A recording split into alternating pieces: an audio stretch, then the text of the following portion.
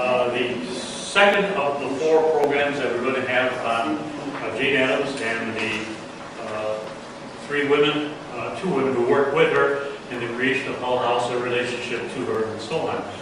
Last week, 2 weeks ago, Andy Warwick, who's also in our audience right now with his charming bride, presented kind of an overview so that you had some idea of the time period, what was happening in the world, the United States, and in the Cedarville area during the post-Civil War period, which is basically when all three of these women were born, and the end of the Depression in the 1930s. And by that time, most of them were dead. So we don't hold up things too much. I'm going to bring up here Mrs. Suzanne Crandall, who is going to give you her version of the life we're going to have today, Ellen Gates Starr, who is from Durand. Okay? And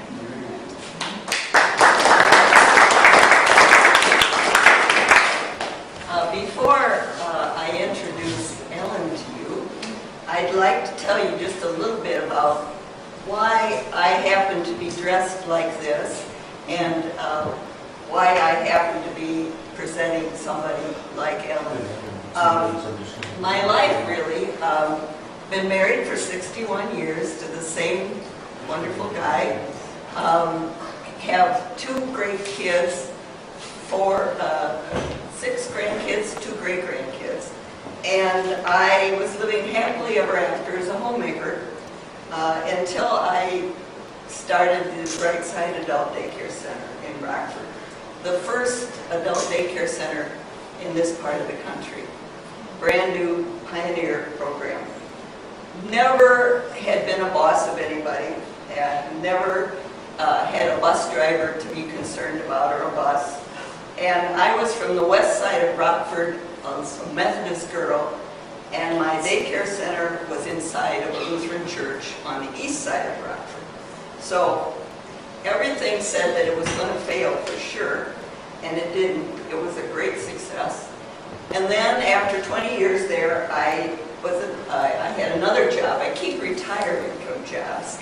And I was a step-on tour guide for the convention and visitors bureau.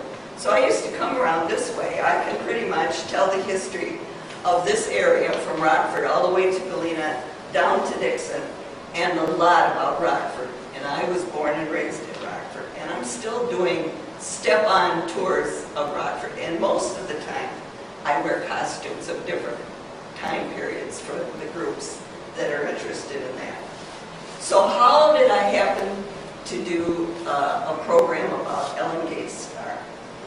Well, I began to realize in my time at the Brightside, the daycare center, and at the Convention Visitors Bureau, that I was hearing all these wonderful stories about Rockford, about the area, about the people. And you know, when you get on a tour coach with 54 passengers, they want to see the area, but they want to hear about the people. They want to hear the stories about why did they come here? Why did they stay here? And what do they do when they're here? So I really began to acquire a lot of stories. So I decided, since I was having all these wonderful stories all the time, why not share these with Rockford? How can you do that? So I found a professor at Rockford College, which is now at Rockford University, who just retired from the drama department. And I was singing in the cabaret at the Mendelssohn Club. I sing too once in a while, good once in a while. And I went over to him as I was singing and said, "Have you ever thought of writing a play?" And he said, "Oh, no, I wouldn't be interested in doing that." And I just kept singing and going past him and kind of nagging a little bit. And I said, "I have lots of information. I have tons of information about Rockford and about the area. Why not let's write a play?" He said, "No, I wouldn't be interested." So in about 2 weeks, Rufus Cadigan called me, and we spent the next 2 years writing a play about Rockford, Old River Tales, from Rockford 1832 to 1900, with songs between each part of the story. Well, One part of the story was about Jane Addams going to Rockford Female Seminary. I graduated from Rockford College myself. And we had a wonderful group from Durand that showed up to hear our play. Well, at the break time in the story, in the play, a lovely woman who's now become a very close friend came over and said, "You didn't mention Ellen Gates Starr when you were talking about Jane Addams. You know, she was co-founder of Hull House." And I said, "Well, you know, you can't put everybody that you've ever heard of in this play, but I'll tell you what, I'll talk to Rufus and we'll put her in the play." So they came back the next time we did the play to see if we had included Ellen in the play. We had. We put 2 sentences of Ellen in the play. So then they came back. She called me and she said, "We're going to have a birthday party about Ellen. Would you come and portray Ellen in costume for us at the birthday party?" Well, Ellen Gates Starr was 5 feet tall and never weighed 100 pounds.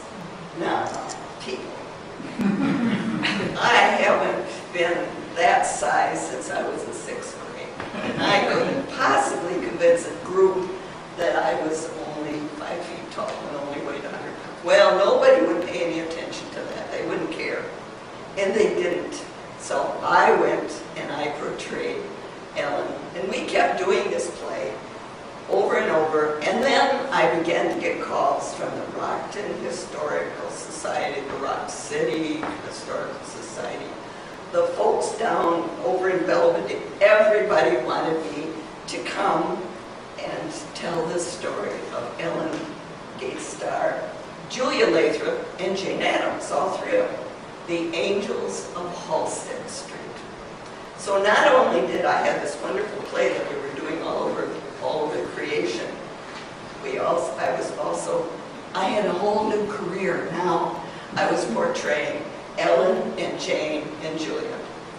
So that's why you're here tonight, because Jim got in touch with me and he said, "Could you do each one of them on a separate night?" And I really couldn't. So, because I put them together, you know, in one story. So I said, well, maybe I could do that. So I've been spending a lot of time reading about Ellen Gates Starr, Julia Lathrop, and Jane Addams. So, with your permission tonight, I will tell you what I have found about Ellen Gates Starr. And by the way, this is Ellen's own stick pin. I was given this in Durand when I was presenting Ellen to them. And this is her very own stick pin. What happened in the years of these ladies' lives? Andy told us quite a bit, and he's a great professor. Believe me, I'm not a great professor. But Andy told us about what was going on in the world, but Marconi was doing some work with the wireless about that time. Charles Dickens was publishing A Tale of Two Cities. Ground was broken for the Suez Canal the year that Ellen was born in 1859. Charles Darwin published On the Origin of the Species. A lot of controversy about that one. And later on, we had an assassination of a president, McKinley. Ford Motor came into being in the early 1900s, and of course, the first World Series. And do you remember who won that World Series? Hard to believe, I'm sure you Cub fans must have some thought about that, 1903. And Teddy Roosevelt came to Rockford and dedicated Memorial Hall in 1903. So just a few things that happened. And in 1920, that was a big one for the ladies. That was the year that we were given the right to vote finally. Now, I was born March 19th, 1859, on the family farm, Spring Park, in Leona, Illinois, just outside of Durand. Just to tell you a little bit about my family, my father, Caleb, wanted to be a seaman. We came from a family of seamen out in Deerfield, Massachusetts, and we had quite a distinguished ancestry. I had one ancestor that walked home after 4 years with Washington barefoot from Valley Forge and Helen. Now, my father had planned to be a sailor. He really loved the sea, and he probably would have been, but his younger brother died, who was really helping out with the family. The father of the family, Caleb's father, had deep family debts that he'd inherited. And so Caleb came home from the sea to resume the debt and to take over the family. That was while they were still in Deerfield, Massachusetts. He married, and 2 children were born to them. And my father, Caleb, decided after hearing from some friends that there was some land out west that would help him to be more prosperous, possibly take care of the debts. So he took his wife, 2 young children, and his parents, and they all moved to Leona Township, just outside of a very, very small village of Durand. I was born there, as was my younger brother. One person who would influence my life very much was my Aunt Eliza, Ellen Starr. She was an artist. One thing that will be noted through my whole life that I'll probably mention several times is my faith journey. My household was Unitarian, but very soon into my life, I became an Episcopalian. I studied very hard in my faith journey. Now, my Aunt Eliza was Catholic. She always talked of her religion, and my father, when she visited, would take her to a Catholic church. Although he didn't attend at all, he would see that she was gotten to a church. So I grew up on the farm outside of Durand, went to a country school, then graduated with honors from Durand High School, and under some pressure and influence from my Aunt Eliza, I went to Rockford Female Seminary. Very interesting time for me. I loved going to school. I wanted to go to school, and my father encouraged me to go to school. He wanted his daughters to be educated as well as his 2 sons. My sister had gone east to school, but there was only enough money for me to go 1 year to Rockford Female Seminary. Now, at Rockford Female Seminary was a very imposing figure, Anna Pexill, who was from the east as well. And she wanted all the girls that came to the seminary to either be missionaries or to marry missionaries. We had a great deal of conversation about that. That was not difficult for me, but later on, you'll find in the discussion that my friend Jane, a new friend that I met, my friend Jane would never allow anyone to baptize her while she was going to she felt just because someone thought she should was not a good enough reason. So I guess some years later, Jane was baptized. But I decided to enter the Lowell Episcopal Church. And then later, about 5 years later, I was involved in the High Episcopal Church. Well, when I graduated my 1 year from Rockford Female Seminary, I went to Mount Morris to teach in the country school there. And enjoyed that, but was offered a job in Chicago at a young ladies' school that was very, very nice school. And one of the things that would happen was that many of the people that I met, the parents of the people that I met at Miss Kirkwood School in Chicago, would be very good friends for us at our jobs later on. It was a very good investment of my time.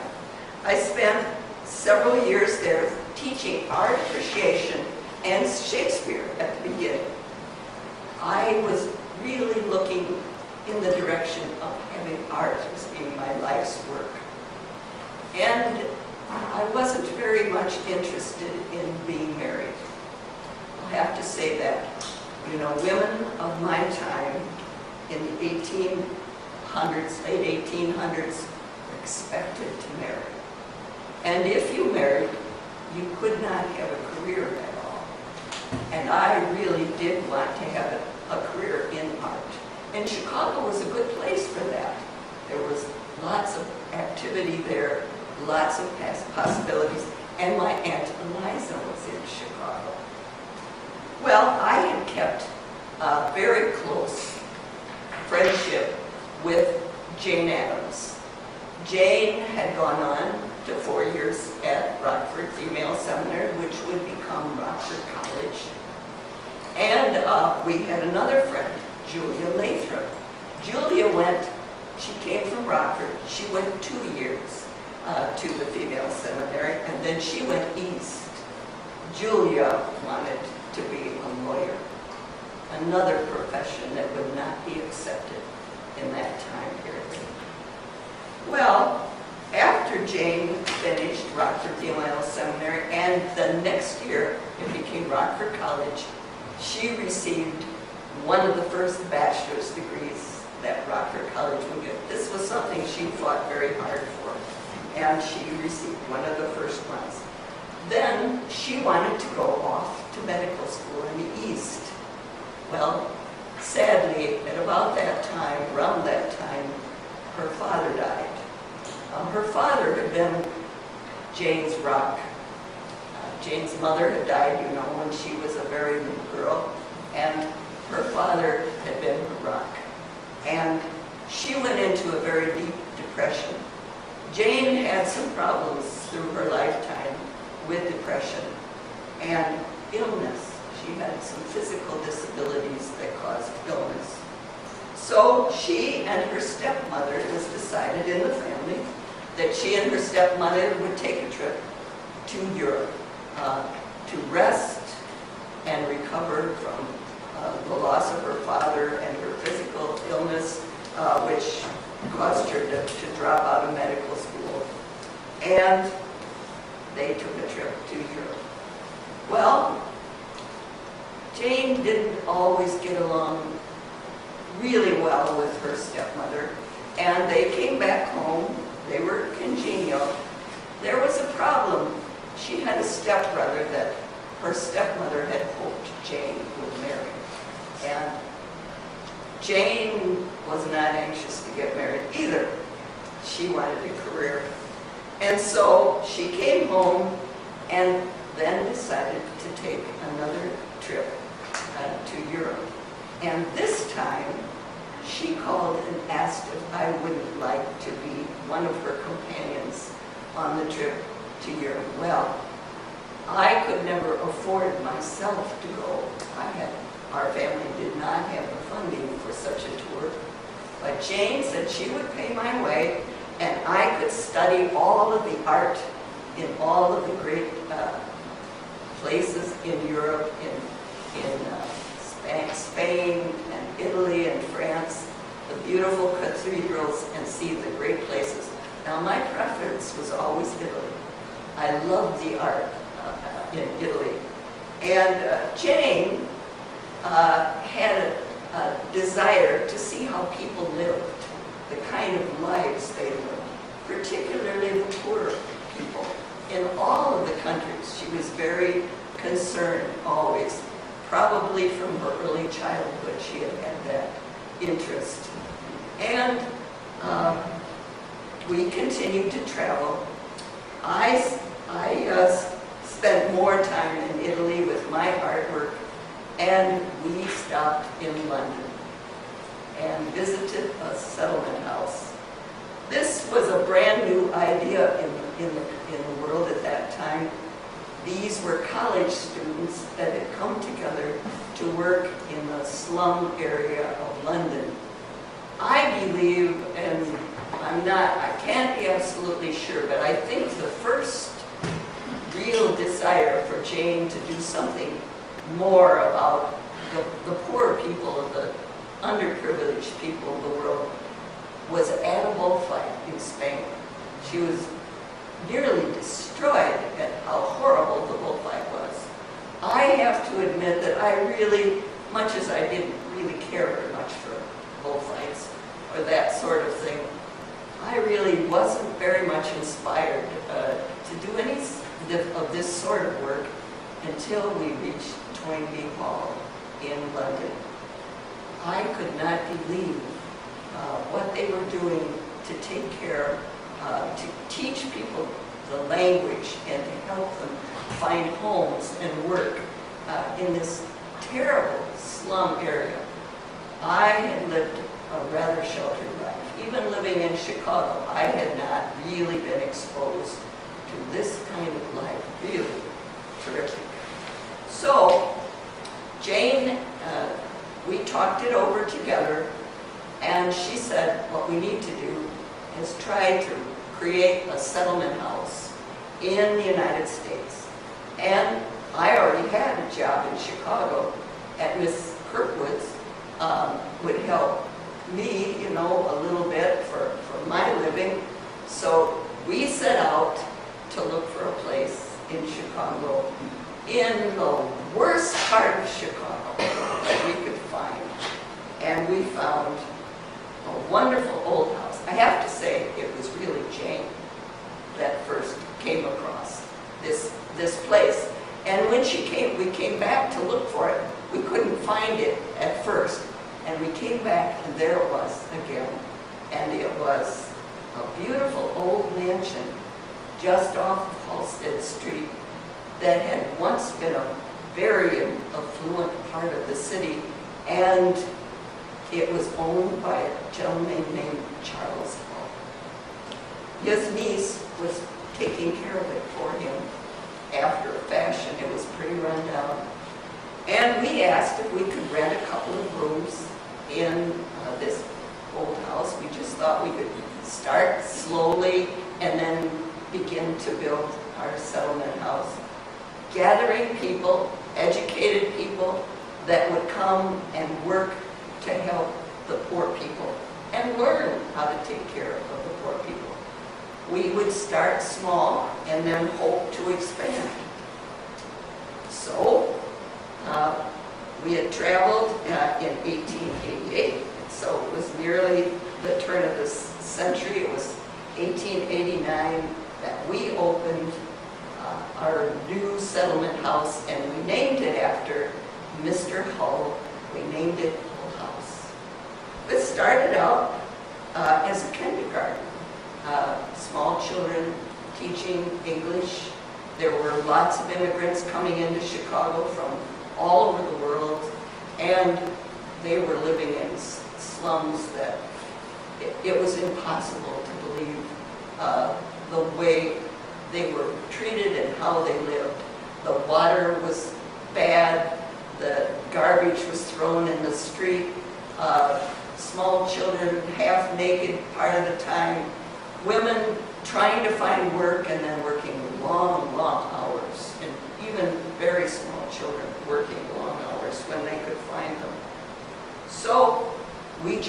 expanded. We began to work more and more. We began to have committee meetings. We I started art classes and teaching. We taught. Even once in a while we had to deliver a baby. We had one young girl that came who the midwives wouldn't touch because she wasn't married. And so we helped her at Hull House.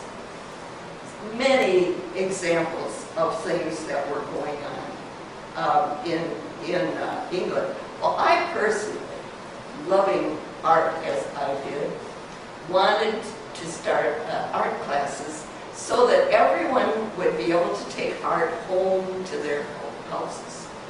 Well, I suppose you would think that was a naive way to look at things. I had really thought that by taking art home to a house that was in such terrible disrepair and so sad, that this would cheer up the whole situation. I think as I matured, I also realized that it had to be more than that. But I always had thought art was something that would help me in my life. Maybe this would help the children and the families to cheer them up. I also got involved a great deal in bringing unions into Hull House.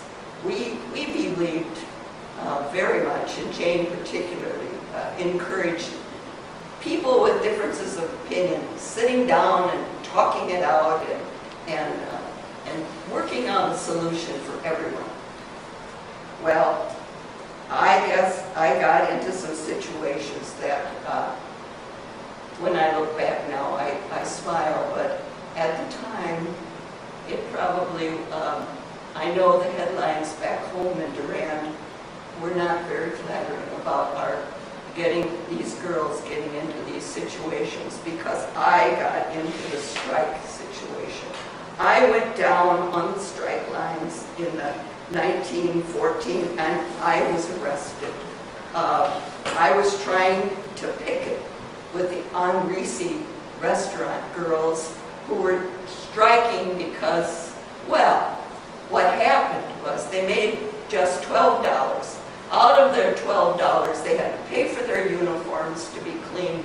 They had to pay for the bus boys that cleaned off the tables. And if you served food to a customer and the customer did not like it, it was taken out of your salary and you couldn't eat the food. They wouldn't let you eat the food even though it was rejected. So it was impossible. The take-home pay was for many hours of work. It was impossible. So I was arrested, taken off, all 5 feet tall of me in a paddy wagon, off to jail because I had stood up against the bullies that were picking on the girls that were striking. Now, I wish I could tell you that that didn't happen just the one time, but there were several instances where I was arrested and got into trouble. I got into trouble with the garment workers and with several different other activities for women. Fortunately, I had made very good friends at Kirkwood School for Girls, and several of them stepped in to pay my fine, and I was found not guilty. All I was doing was standing up for the right to speak my mind, to not be roughed up by bullies, nor for the girls to be roughed up. I even ran for alderman in our district. I was a socialist. My dad was very proud of me. He thought I was a really good socialist, but I lost. I lost, well, naturally, but I thought it was a good idea for me to at least make the attempt. Couldn't vote, but I could run for an office. What else happened to us? I went off. I asked if I could leave for about a year or less to learn bookbinding skill. You know, bookbinding in those days was quite a skill to learn, and people bought, had their books bound in leather, beautifully done. And to me it seemed like an awfully good art for me. I could learn it, teach it at Hull House, but I could also, I would have enough money for myself to help in the contribution. Jane's family had taken care of a lot of our needs, but my family never was able to. During that time, and I shouldn't leave it out, we went to Rockford College to make a talk about our work at Hull House, Jane and I. And that evening, a young lady that we had known from Rockford, that was Jane for 2 years, me for only 1, Julia Lathrop and her father attended that lecture. Well, Julia was in her 30s now. She couldn't hope to be a lawyer in Illinois. She had all the credentials she needed to be one. She'd been a clerk in her father's law office, and she asked if she could join us at Hull House. Of course, with her gifts, we were thrilled. I have to tell you about my personality just a little bit. I was the jokester. I was the one that had the fun time at lunch, or who kept the scene light. But I also was a difficult person. There were people that often, if they were in a committee with me, sometimes I was too direct, I suspect, because they would be offended, and they would talk to Jane about my not always being kind. I felt I was kind, I was just being totally honest. And everyone doesn't appreciate people that are always totally honest. I suppose that was how I was. Now during this time, I'm also going through an interesting transition in my own life, because I have always felt, and I did from the very beginning, all of my life, that I had God telling me that I needed to be doing my work. I always felt that we were called to the work at Hull House. I believe Jane was called to do the work that she did. We argued about that quite often. But I was also making a rather big transition in my own life. I was attending classes for the Catholic Church. I was going very much in the direction, attending churches in Chicago of the Catholic faith. And my aunt's persuasion had probably made me open my eyes to that. And I really decided that maybe this was the direction that I would go. I was disappointed with the Anglican Church, and I really didn't think the Anglican Church was doing the work of the world. And I felt that the Catholic Church was. And I wanted to be part of that. Now, from time to time, we ladies, and we began to acquire quite a number of women that were working with us, men too, but many ladies for different interests. We were accused of having a convent there at Hull House, that it was mostly women. But a convent, you don't come and go as you please, and you don't have your say. We all had our say at Hull House. I loved my time there. I began to think seriously about whether I should leave or not. We were having some problems early in the time when the war looked like it was coming, the First World War. Jane was stumping very hard for peace, and I appreciated her stance. She really believed in the peace movement, and she began to travel for it. and we began to lose funding at Hull House because of her stance. She influenced presidents. She did get the ear of President Wilson for quite a while, but it looked more and more like we were going to be going into the war. I, for a long time, supported her, and I truly cared deeply about Jane, but I finally had to say that I believed that it was right for us to go into the war.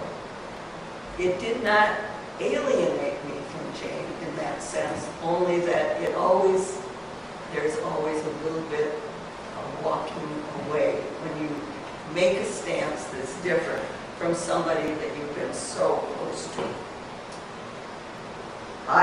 When I came back from England, I taught my craft, and I started a public school art society because we had an art gallery at our Hull House.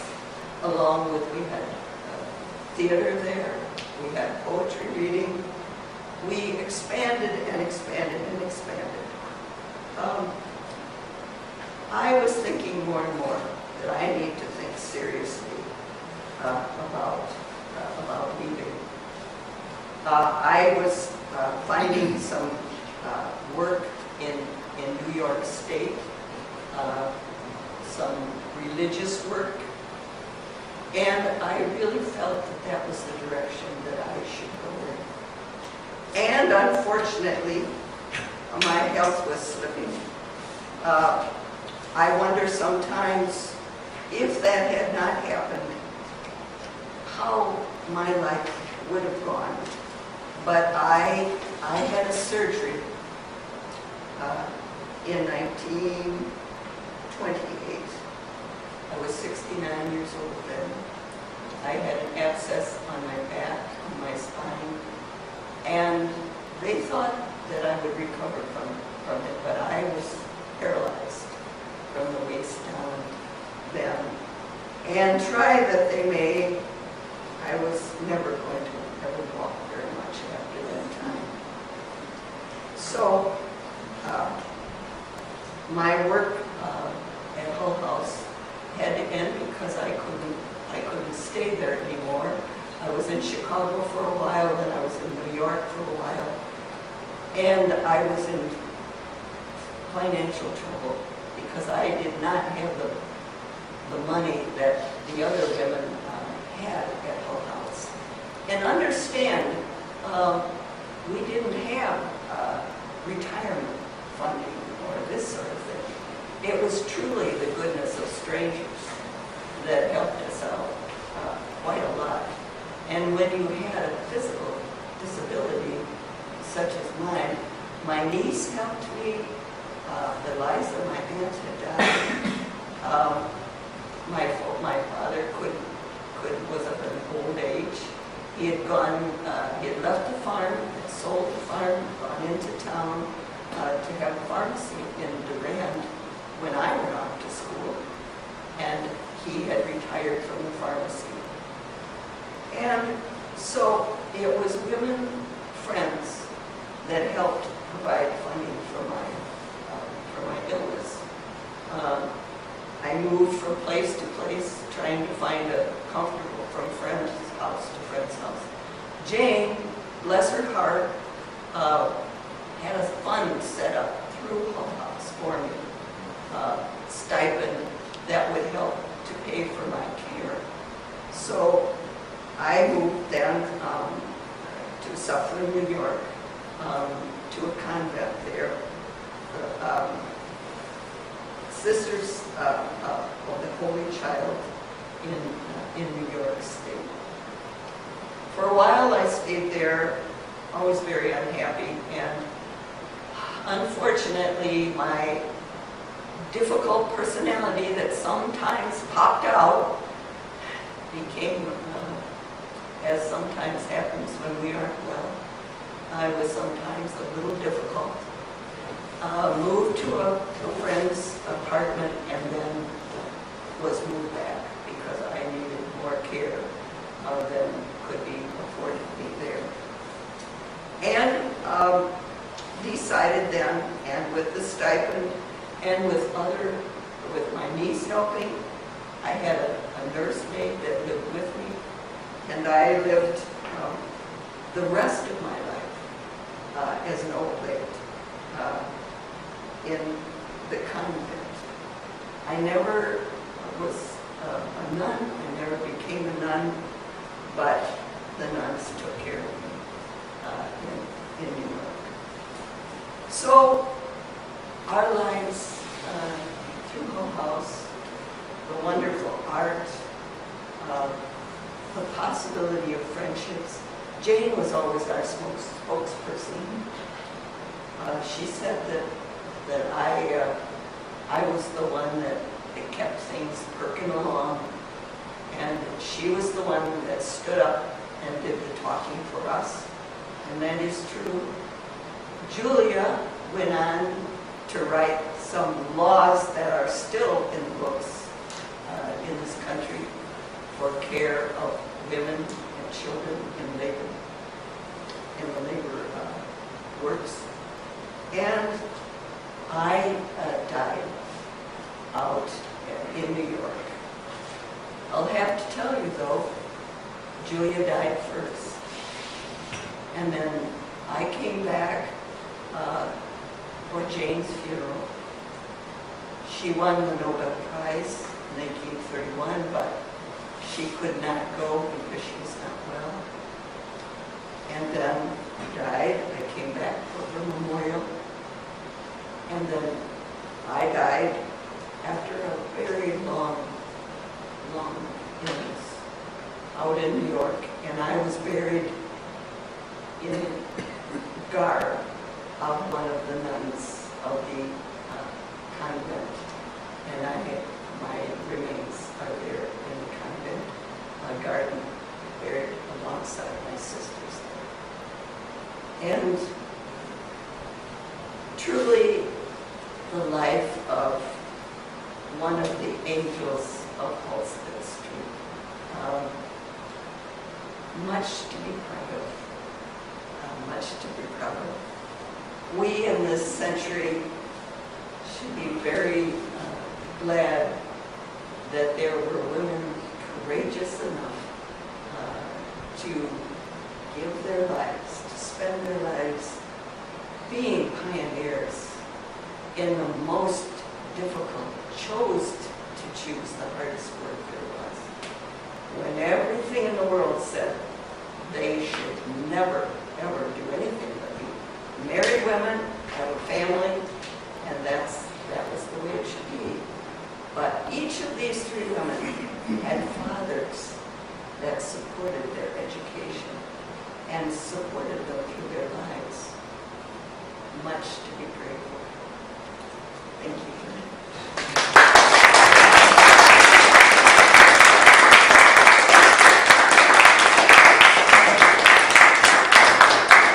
And I answer any questions about these.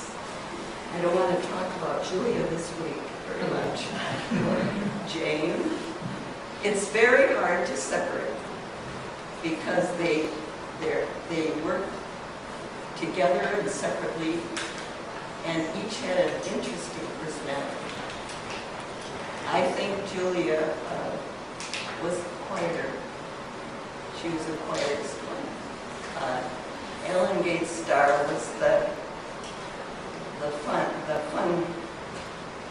one, the happy, joyful one, until her health took her down. But they were truly wonderful people. In this day and age, I cannot imagine coming from a small town and being driven. Probably God does have a lot to do with it. I think so.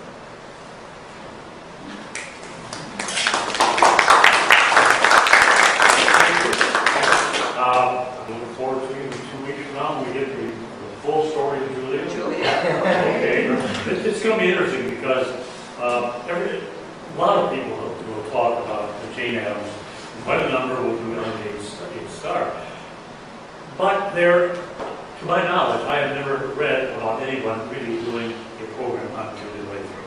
So this will be a first. It's hard to, because she was, except her work, she was a very unassuming person. She was, to find out how she interacted with people was very difficult to find that. I did a lot of looking through the library and reading. The book, My Friend Julia Lathrop by Jane Addams, is a very good reference. All right, we have copies of that book in our research library here. That's a Consider it. good one. I look forward to seeing you all back here in 2 weeks to learn about Julia, my friend Julia, as I recall what the book was. And there's some wonderful food back there. Okay, thank you very much.